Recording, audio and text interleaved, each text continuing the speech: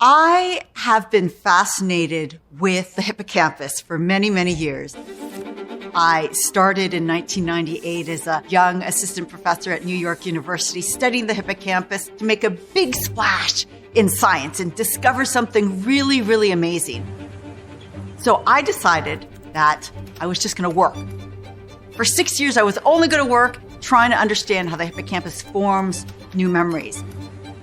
I didn't have a lot of social relationships. I was eating too much takeout food. I was just feeling so lethargic. And that is what brought me to the gym.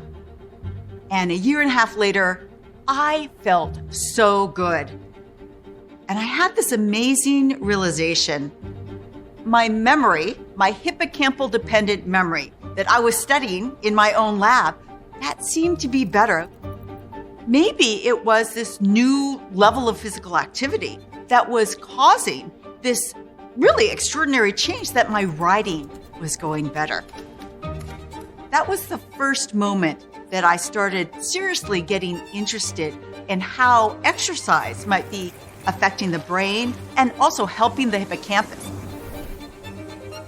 My name is Wendy Suzuki. I'm Dean of the College of Arts and Science at New York University and Professor of Neuroscience and Psychology.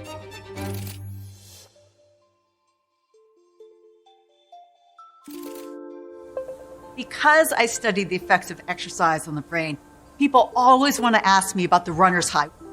What is it? How do you get it? I don't run. I'm a terrible runner. However, it's a great place to start because what it really is this feeling of euphoria that comes with running. But here's the good news. You don't have to be a marathon runner to get this.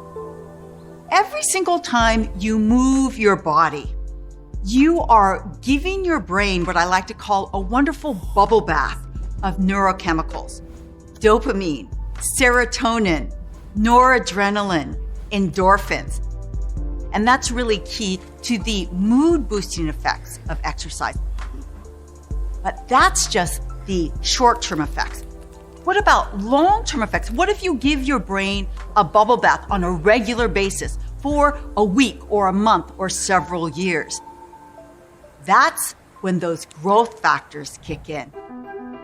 And what do the growth factors do? We know that the growth factors go directly to two key brain areas. One is the hippocampus. The hippocampus is an extraordinary structure.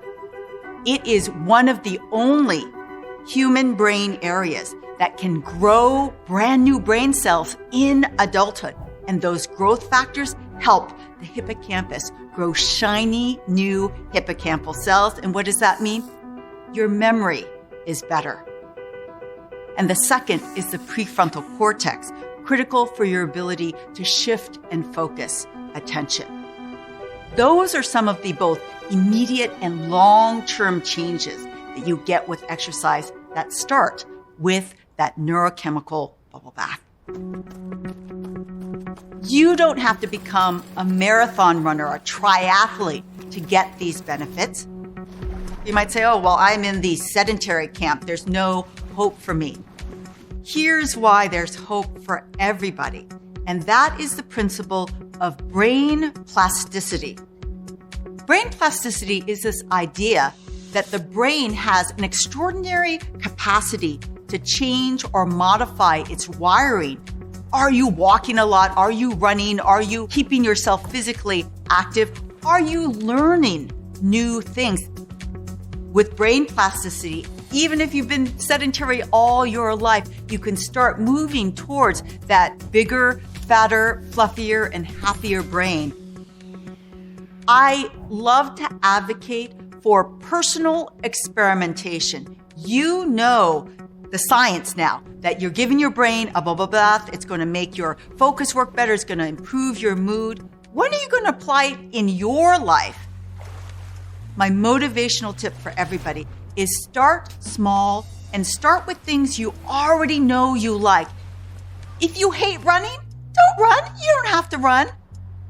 As little as 10 minutes of walking will start to give you immediate benefits in terms of decreasing anxiety levels, decreasing depression levels, Anybody can do that. You don't even have to change into your spandex. Or start practically. One of the things that I did over the pandemic is I turned my weekly cleaning session into an exercise session. Have you ever seen that movie, Mrs. Doubtfire? Have you ever tried to do that choreography that Robin Williams did with the vacuum cleaner? It is hard. It is a great aerobic workout. And if you bring that play and that joy to even scrubbing the bathtub, it makes it more fun. It makes it more aerobic.